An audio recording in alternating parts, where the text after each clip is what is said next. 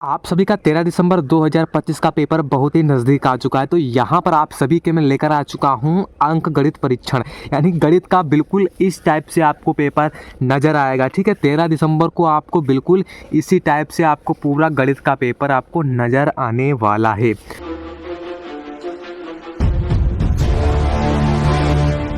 तो यहाँ पर देखो, आपका जो पेपर का कुछ इंटरफेस है ना, कुछ इसी टाइप से आपको इंटरफेस नज़र आएगा, बिल्कुल इसी टाइप से। सिंपली आपको यहाँ पर अपना रोल नंबर जो भी आपका होगा वो यहाँ पर फिल कर देना है, अपना नाम यहाँ पर और अपने हस्ताक्षर यानी कि दोबारा से नाम यहाँ पर आपको लिख देना है।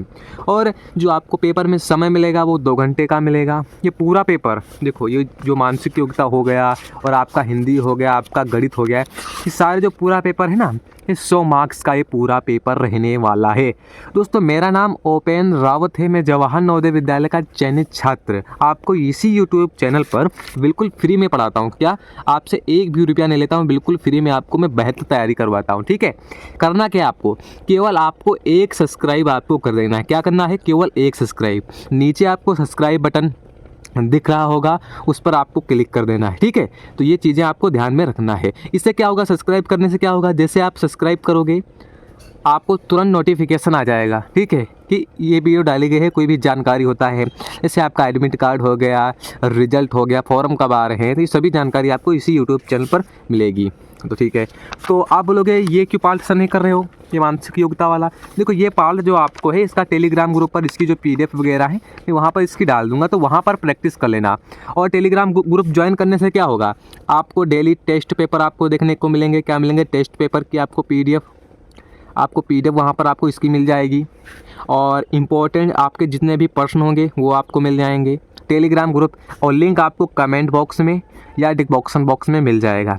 ध्यान में रखना, जो बच्चे सब्सक्राइब किएंगे उनको ये पूरा मॉडल पेपर की PDF मिल जाएगी। ठीक है, वरना नहीं मिलेगी, ध्यान में रखना। अब आपको सबसे ज़्यादा जो सिलेक्शन दिलाता है वो आपका दिलाता है मैथ्स। ठीक है, अब क्योंकि बच्चे मैथ में, आप बोलोगे सर हमें मैथ में कितने प्रश्न सही होंगे तो हमारा सिलेक्शन हो जाएगा। देखो भैया, टोटल 20 प्रश्न आते हैं, किसमें, गणित में, ये आप सभी को पता है। अब ये बराबर बोलोगे 25 मार्क्स के होते हैं, तो भैया अगर इसमें 10 प्रश्न हैं आपके तो ही आपका सिलेक्शन होगा, 10 के ऊपर हैं तो ही आपका सिलेक्शन होगा। ये बात ध्यान में रखना। ठीक है, ये सारे इतने मोस्ट इम्पॉर्टेंट है ना, जो बच्चा इसे कर लेगा वही सिलेक्शन लेगा। ठीक है, अगर नहीं भी कर पाते हो तो कोई बात नहीं, यहाँ पर मैं आप सभी को एक एक का सलूशन बताऊंगा किस टाइप से आपको करना है, अगर आपको प्रश्न नहीं आते हैं तो ये नया प्रश्न है, दिया गया दंड चार्ट विभिन्न विषयों के अंकों को दर्शाता है। पहले आपको प्रश्न अच्छे तरीके से पढ़ना। सबसे पहला, गणित कैसे आता है पता है आपको, गणित आता है अच्छे तरीके से आपको क्या है, प्रश्न को रीड करना है, यानी कि प्रश्न को पढ़ना है। ये चीज़ ध्यान रखना, यानी कि पढ़ लो। दूसरा तरीका होता है भैया कि प्रैक्टिस, यानी कि प्रैक्टिस कितनी आपकी है, ध्यान में रखना। प्रैक्टिस की आपकी प्रैक्टिस कितनी है आपको ध्यान में रखना है। प्रैक्टिस कितनी है, यानी कि आप अगर गणित के 300 प्लस प्रश्न लगा लेंगे ना, तो आपको इतना एक्सपीरियंस हो जाएगा कि किसी टाइप के भी प्रश्न आ जाएंगे तो आप उनको इजीली से क्या कर पाएंगे, सॉल्व कर पाएंगे।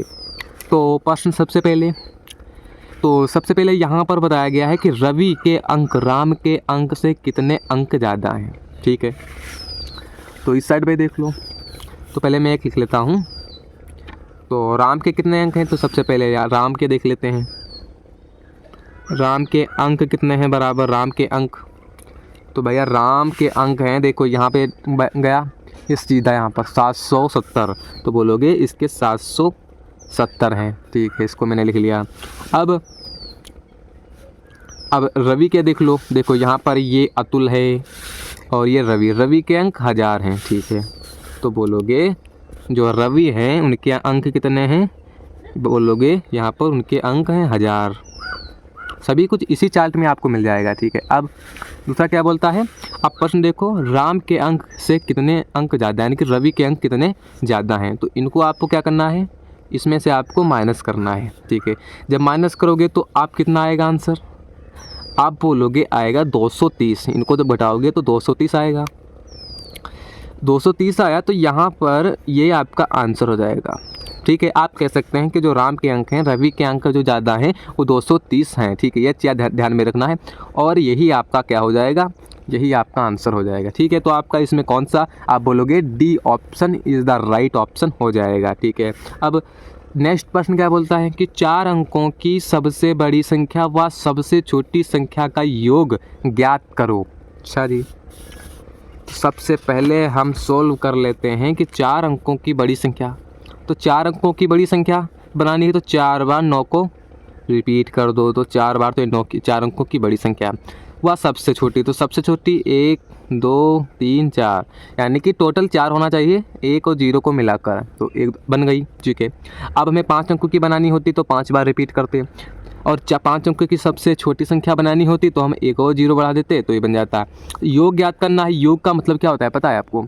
योग का मतलब होता है जैसे हम 2 + 3 करते हैं तो यानी कि हमें मिला 5, तो यही होता है योग, यानी कि जोड़ने पर जो प्राप्त हो वही होता है योग फल। ठीक है, अब इनको प्लस करना है तो प्लस करो 0 0 0 10, तो ये आपका हो जाएगा, यही आपका करेक्ट आंसर। तो इसमें कौन सा मैच कर रहा है? आप बोलोगे C option is the right option हो जाएगा। ठीक है, यदि इकाई अंक 0 2 4 6 8 है तो यह किसका भाज्यता का नियम है?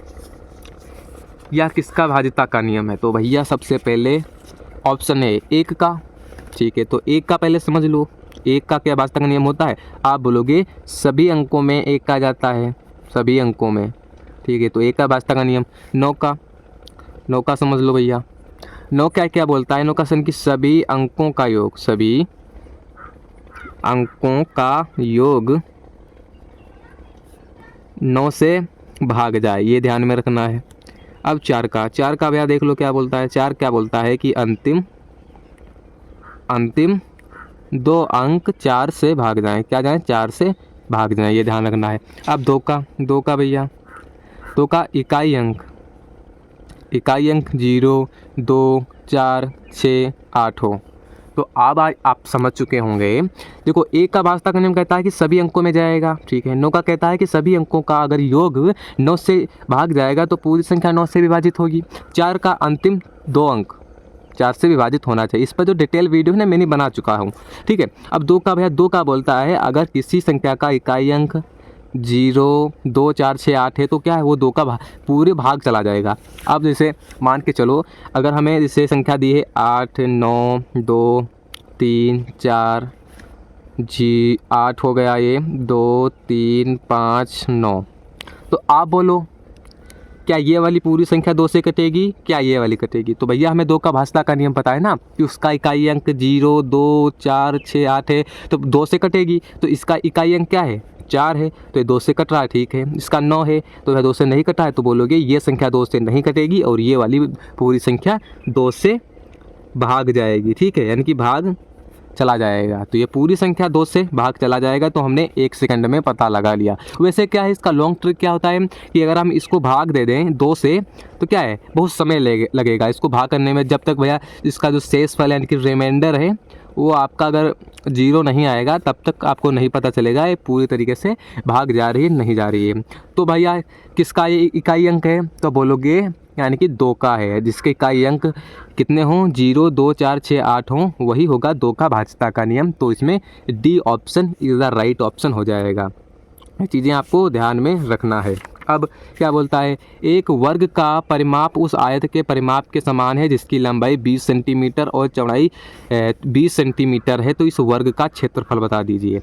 तो भैया वर्ग का परिमाप क्या होता है? वर्ग का परिमाप, तो वर्ग का जो परिमाप होता है वो होता है 4 × a यानी कि भुजा, और आयत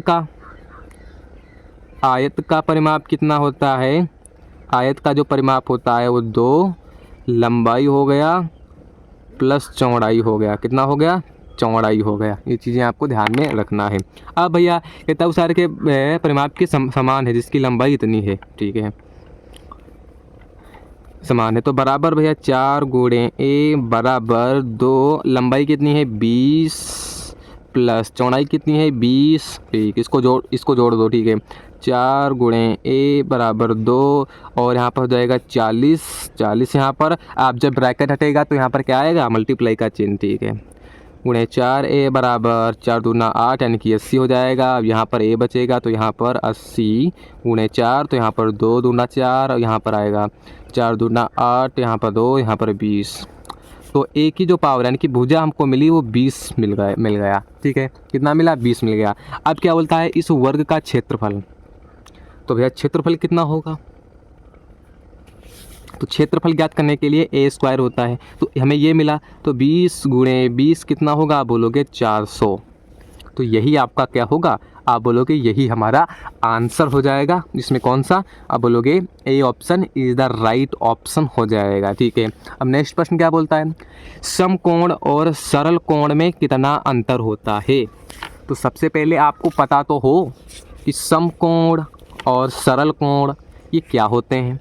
तो भैया जो समकोण हमारा होता है यानी कि राइट एंगल जो हमारा होता है वो समकोण बराबर इस तरीके से हमारा समकोण बना होता है। ये वाला जो हिस्सा होता है वो 90 डिग्री का बनाता है, तो इसे हम ही बोलते हैं, इसे हम बोलते हैं समकोण बोल देते हैं। ठीक है, समकोण बोलते हैं यानी कि राइट एंगल हम बोलते हैं इसे। ठीक है, सरल कोण में कितना अंतर होता है जी? ठीक है, तब आपको पता होना चाहिए कि भैया सरल कोण क्या होता है, तभी तो आप पता कर पाओगे कि कितना अंतर होगा। सरल कोण भैया इस तरीके से एक लाइन होता है और ये वाला जो भाग होता है तो ये बनाता है 180 डिग्री का, और हम इसे बोलते हैं सरल कोण। क्या बोलते हैं? सरल कोण हम इसे बोलते हैं। अब अंतर का मतलब आप जानते ही होंगे, अंतर का मतलब होता है माइनस यानी कि घटाना। तो अंतर बोला तो इसको जब घटाओगे 180 में से माइनस 90 डिग्री तो बराबर हो जाएगा 90 डिग्री। तो यही आपका क्या होगा?